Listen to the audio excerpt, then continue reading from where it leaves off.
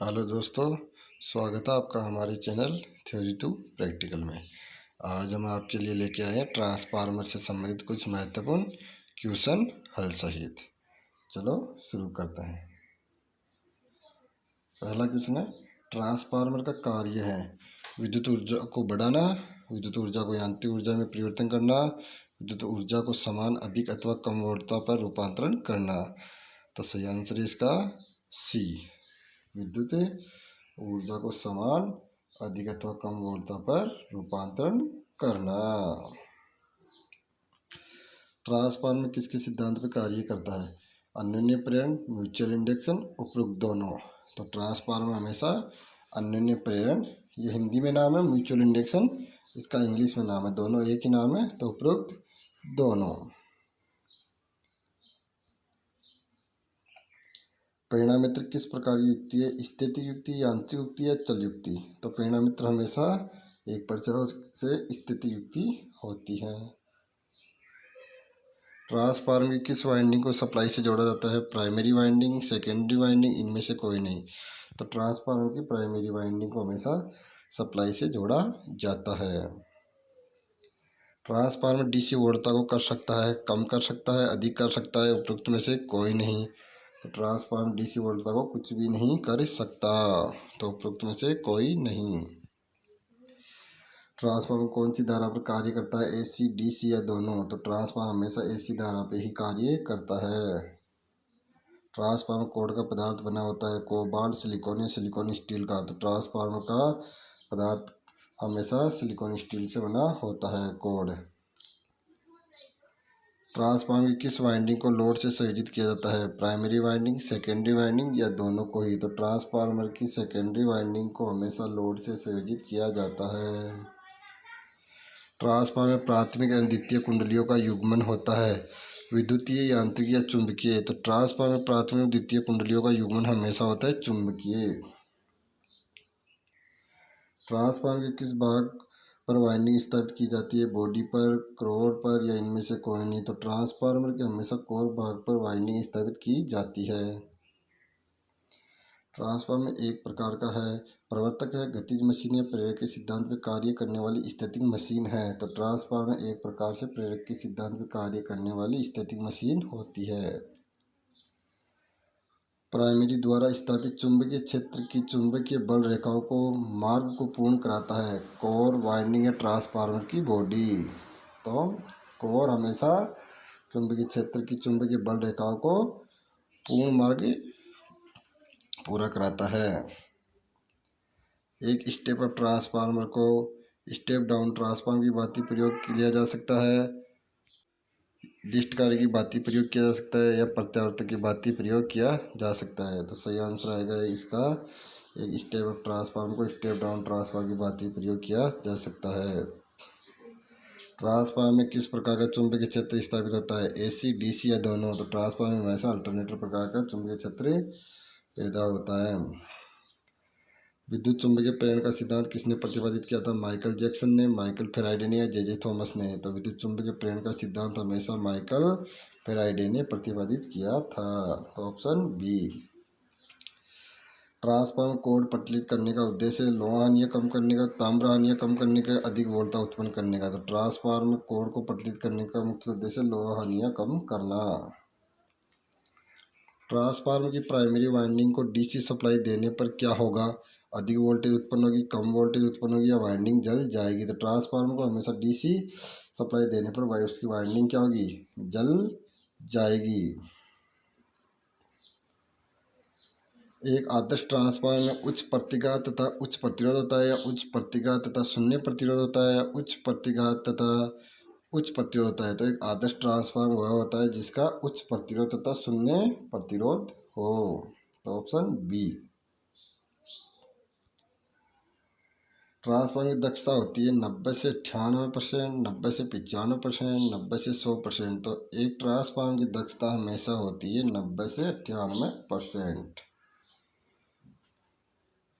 Transformer की क्षमता को दर्शाते हैं केवीए में, केडब्ल्यूएच में या केएच में? तो ट्रांसफार्मर की क्षमता को हमेशा किलोवोल्ट एम्पियर में ही दर्शाते हैं। ट्रांसफार्मर मुख्य कार्य क्या है? वोल्टेज बढ़ाना, वोल्टेज कम करना, उपयुक्त दोनों। तो ट्रांसफार्मर मुख्य काम होता है वोल्टेज को कम या ज़्यादा करना, तो उपयुक्त दोनों। ट्रांसफार्मर परिवर्तित करता है आवर्ती धारा या वोल्टेज। तो ट्रांसफार्मर हमेशा परिवर्तित किससे करता है? वोल्टेज को। कौन सा ट्रांसफार्मर निम्न वोल्टता को उच्च वोल्टेज में परिवर्तित करता है? स्टेप अप, स्टेप डाउन या ऑटो ट्रांसफार्मर। तो हमेशा स्टेप अप ट्रांसफार्मर निम्न वोल्टता को उच्च वोल्टेज में परिवर्तन करता है, तो ऑप्शन बी। कौन सा ट्रांसफार्मर उच्च इनपुट वोल्टेज को घटाकर निम्न आउटपुट वोल्टेज में परिवर्तन करता है? Step up transformer, step down transformer, तो ऑटो ट्रांसफार्मर। तो स्टेप डाउन ट्रांसफार्मर उच्च इनपुट वोल्टेज को घटाकर निम्न आउटपुट वोल्टेज में परिवर्तन करता है। ट्रांसफार्मर लोहे कोड किस आकार में बनाई जाती है? JULICE में, या फिर JELCXB में, या JTHACE में। तो ऑप्शन नंबर ए इसका सही आंसर है, JULICE में। ट्रांसफार्मर में बिल्डर का कार्य है ट्रांसफार्मर तेल को फिल्टर करना, वायु की नमी कम करना, शीतल हवा की व्यवस्था करना। तो ट्रांसफार्मर में वायु की नमी को कम करने के लिए बिल्डर का कार्य होता है। एडी करंट लॉस को कम करने के लिए कोर किस प्रकार की बनाई जाती है? मोटी, पतली या पत्तीदार। तो एडी करंट लॉस को कम करने के लिए हमेशा कोर पत्तीदार बनाई जाती है। ट्रांसफार्मर में ताम्र हानियाँ होती है कुंडली में, कोर में या मुख्य बॉडी में। तो ये सभी को ध्यान होगा, ट्रांसफार्मर में हमेशा कॉपर हानि कहाँ होती है? कुंडली में। कोर टाइप ट्रांसफार्मर में चुंबकीय पथों की संख्या कितनी होती है? 1, 2 या 3। तो कोर में हमेशा 1 होती है। सेल टाइप ट्रांसफार्मर में चुंबकीय पथों की संख्या कितनी होती है? 1, 2 या 3। तो सेल टाइप ट्रांसफार्मर में हमेशा 2 होती है। कितनी? 2। ट्रांसफार्मर में प्रयुक्त तेल होता है वनस्पतिक तेल, खनिज तेल या बिकलिंग गैस तेल।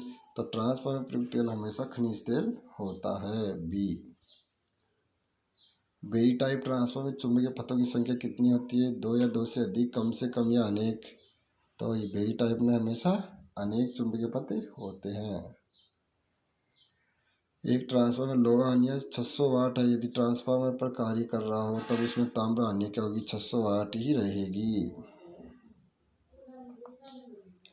यदि लोहा क्रोड ठोस बनाई जाए तो कौन सी शक्ति अधिक होगी? एडी शक्ति, लोहा शक्ति या कॉपर शक्ति। तो लोहा क्रोड को ठोस बनाया जाएगा तो कौन सी शक्ति अधिक होगी? एडी शक्ति। ट्रांसफार्मर में प्रयुक्त खनिज तेल का रंग कैसा होता है? सफ़ेद, लाल या पीला। तो ट्रांसफार्मर में प्रयुक्त खनिज तेल का रंग हमेशा पीला होता है। स्टेप अप ट्रांसफार्मर कम करता है आवर्ती धारा या वोल्टेज। तो स्टेप अप ट्रांसफार्मर हमेशा धारा को कम करता है।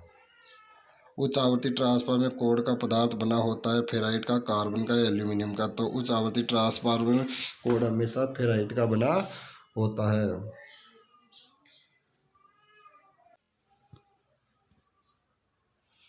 ट्रांसफार्मर का सबसे अधिक गर्म होने वाला भाग है तेल, कुंडलिया, फ्रेम। तो ट्रांसफार्मर का सबसे अधिक गर्म होने वाला भाग कौन सा होता है? कुंडलिया। ट्रांसफार्मर में लोड परिवर्तन के साथ परिवर्तन होने वाली हानि होती है लोहा हानि, भंवर हानि या कॉपर हानि। तो ट्रांसफार्मर में हमेशा लोड के साथ जो परिवर्तन होने वाली हानि होती है वो होती है कॉपर हानि। परिणामित्र का शक्ति गुणक निर्भर करता है भार के शक्ति गुणक पर निर्भर करता है। सदैव इकाई होता है, सदैव पश्चगामी होता है। तो परिणामित्र का शक्ति गुणक हमेशा भार के शक्ति गुणक पर निर्भर करता है। ट्रांसफार्मर की दक्षता निर्भर करती है भार पर, धारा पर या शक्ति गुणक पर। तो ट्रांसफार्मर की दक्षता हमेशा शक्ति गुणक पर निर्भर करती है। ट्रांसफार्मर के समांतर प्रचालन के लिए आवश्यक प्रतिबंध होता है दोनों का प्रचालन समान आवृत्ति पर होना चाहिए, दोनों समान आकार के होने चाहिए, दोनों की केवीय क्षमता समान होनी चाहिए। तो दोनों का प्रचालन समान आवृत्ति पर होना चाहिए। बुकोल्ज रिले का उपयोग किया जाता है तेल कुलित ट्रांसफार्मर, जल कुलित ट्रांसफार्मर में उपयुक्त दोनों। तो बुकोल्ज रिले का प्रयोग हमेशा तेल कुलित ट्रांसफार्मर में किया जाता है। शुष्क सिलिका जेल का रंग कैसा होता है? हल्का गुलाबी, नीला या हरा। शुष्क सिलिका जेल का रंग होता है हमेशा हल्का गुलाबी। नमी सोखने के पश्चात सिलिका जेल का रंग होता है हरा, सफ़ेद या नीला। तो नमी सोखने के बाद में सिलिका जेल का रंग हो जाता है आसमानी कलर यानी नीला। ऑटो ट्रांसफार्मर में केवल एक कुंडली होती है, केवल दो कुंडली होती है, दो अलग अलग पदार्थ के चालकों की कुंडलियाँ होती है। तो ऑटो ट्रांसफार्मर उसे कहा जाता है जिसमें केवल एक ही कुंडली होती हो। तो ऑप्शन नंबर ए। प्राकृतिक वायु कुलित ट्रांसफार्मरों की अधिकतम क्षमता होती है। तो प्राकृतिक वायु कुलित ट्रांसफार्मर की अधिक क्षमता होती है 1500 MVA। ट्रांसफार्मर में कंजर्वेटर का कार्य होता है शक्ति गुणक सुधारना, नमी को रोकना, तेल के प्रसार को समायोजित करना। तो ट्रांसफार्मर में कंजर्वेटर का काम हमेशा होता है तेल के प्रसार को समायोजित करना। Option C. उच्च क्षमता वाले ट्रांसफार्मर प्रायः किस स्थान पर प्रयोग किए जाते हैं? प्रत्यावर्तक, संचरण या वितरण। तो उच्च क्षमता वाले जो ट्रांसफार्मर होते हैं वो प्रत्यावर्तक के स्थान पर अधिक प्रयोग किए जाते हैं।